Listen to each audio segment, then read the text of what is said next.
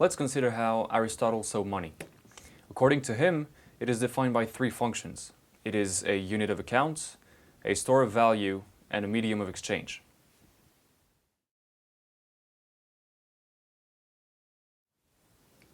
Central banks will tell us that in the world, very few prices are expressed in gold, Bitcoin, or any other cryptocurrency. Well, a crypto enthusiast might say that more Bitcoin is used each day than the Gibraltar pounds, for example, even though the latter is recognized as the official currency in the country. And a gold enthusiast might argue the same thing with even more ease, as the 171,000 tons of gold available in the world today are worth more than 7 trillion US dollars. And gold trading nearly represents $100 billion changing hands every day on the London and New York stock exchanges.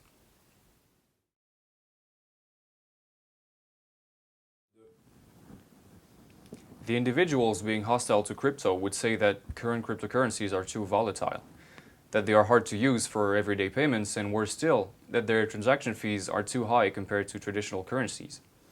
And that, as they would say, excludes them from aspiring to be the media of any exchange. At the end of the day, this is kind of laughable if you take into consideration what drove the creation of Bitcoin, which is to be a decentralized exchange technology.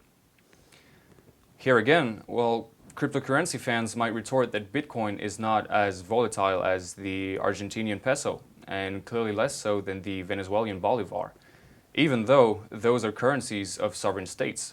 And by the way, it should be noted that just 10 years ago, Venezuela was still one of the richest countries in the world. It even created a state cryptocurrency, the petro, in an attempt to restore trust in the national monetary system and boost the economy. Now, let's imagine for a second that cryptocurrency volatility is indeed a problem. Well, in that case, who could argue against the everlasting stability of gold, and including in the form of a stablecoin which follows its international price? Because in general, gold can still purchase the same quantity of things today as in the 1970s, although the US dollar lost 97% of its value over the same period. And as for fees, do you really think our fiat currencies like the euro or the dollar are really free? Well, absolutely not. There is no financial transaction which comes without direct or indirect fees, and with fiat currencies, these fees are linked to the award of credits.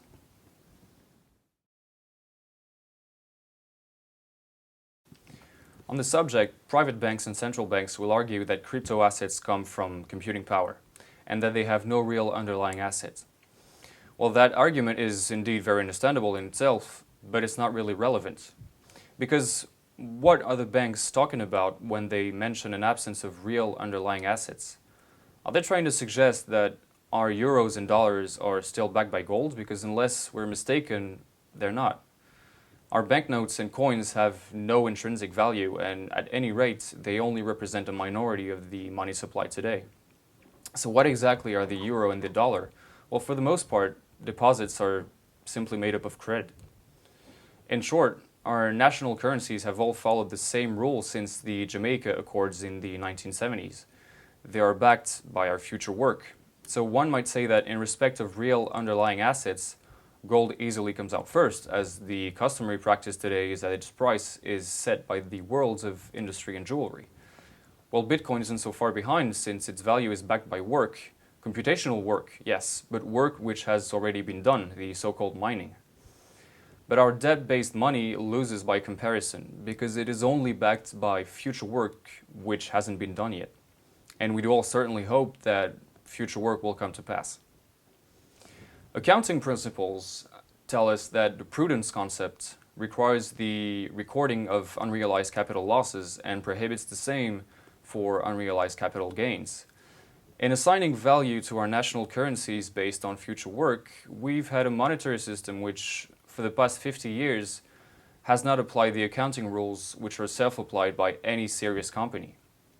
Yet the central banks want to give the cryptocurrencies a lecture, worse still, a lecture on gold, which they buy in tremendous quantities at the same time.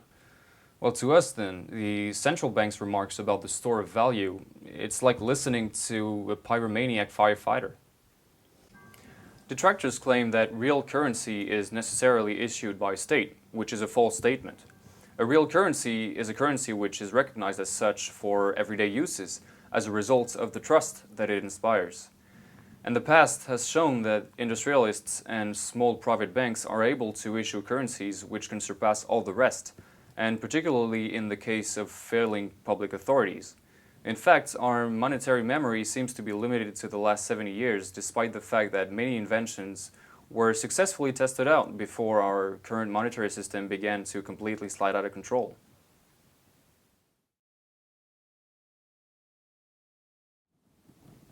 Our central banks, which were largely to blame for the crisis of 2008 and 2011, are now being criticized from every side.